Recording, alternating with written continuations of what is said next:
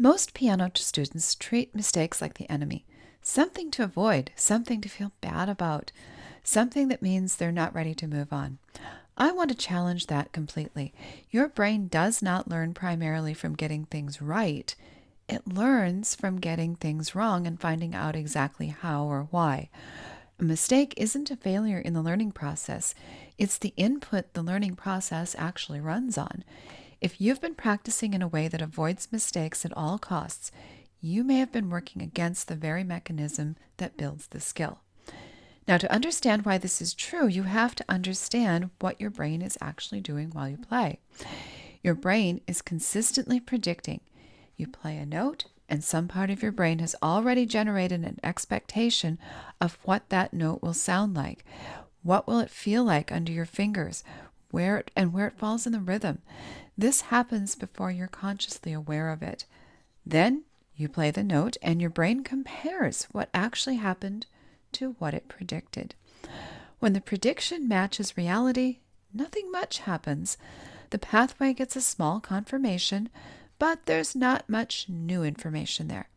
The brain already had this figured out.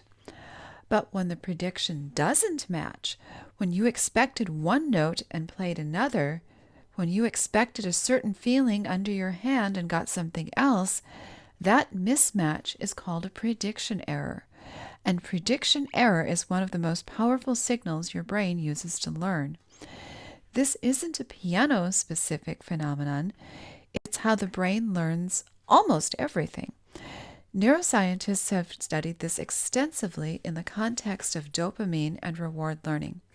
The brain pays the most attention and does the most rewiring exactly at the moment something doesn't go the way it expected. In other words, the mistake is the moment your brain is most ready to learn. This is where a lot of well-intentioned practice habits actually work against you. If you practice only material that's comfortable, material that you already play correctly, you're giving your brain very few prediction errors to learn from. You're confirming what it already knows, which feels productive but isn't generating much new development. If you practice so slowly and cautiously that you never actually make an error, you're avoiding the exact signal that would tell your brain something needs adjusting. And if you stop the moment you sense a mistake coming, backing off before you actually play the wrong note, you're robbing yourself of the prediction error that would have shown your brain precisely where the gap is. I see this quite often in lessons.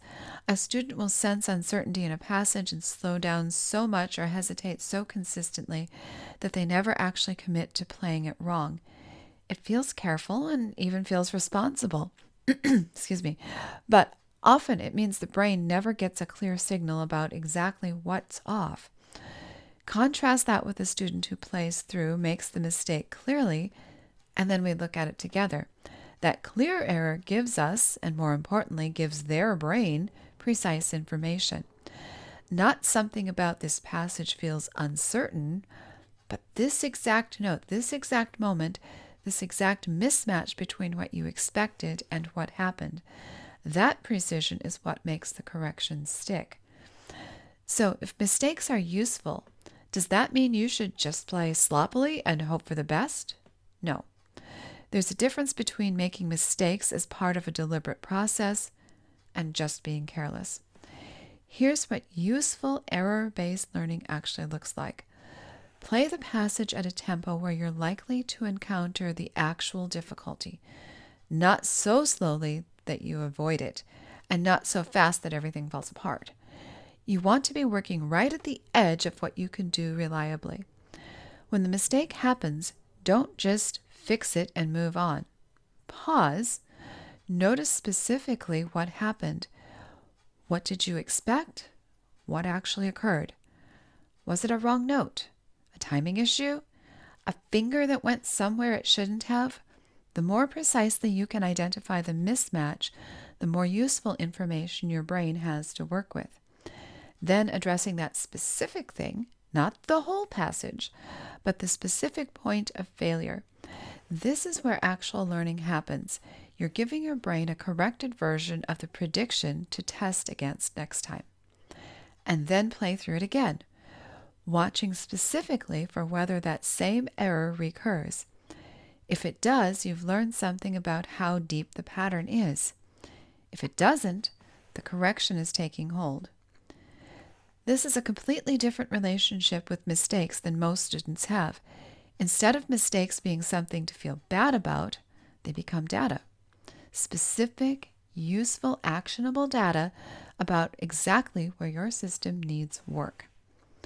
Now, I want to address something directly here because I see it constantly, or at least quite often, with adult students in particular. Adults have a much harder relationship with mistakes than children do. There's embarrassment. There's a sense that mistakes mean something about your competence or intelligence. And that emotional weight makes a lot of adult learners practice in an overly cautious way. Exactly the pattern that limits how much their brain actually has to learn from. If this is you, I want you to consider reframing what a mistake actually is. It's not evidence that you're bad at this. It's your brain doing exactly what it's supposed to do. Generating a prediction, testing it against reality, and getting precise feedback about where to adjust. That process is identical whether you're 7 years old or 57. The mechanism doesn't change, only the emotional interpretation does. The students who improve fastest are very often not the ones who make the fewest mistakes. They're the ones who have the healthiest relationship with the mistakes they do make. Quick to notice, quick to get precise about what happened, and quick to move on with the emotional residue that makes the whole process feel discouraging. So the next time you're practicing and you feel that flash of frustration after a wrong note, I want you to remember what's actually happening neurologically in that moment. Your brain just received one of the clearest, most useful signals it can get. It knows exactly where the prediction didn't match reality and it's primed to adjust. That's not a setback. That's the system working exactly as designed. If you want to understand more about your reading process and how it develops, where the gaps tend to hide, click on my reading assessment. It's a great place to start. The link is just below, and I'll see you in the next video.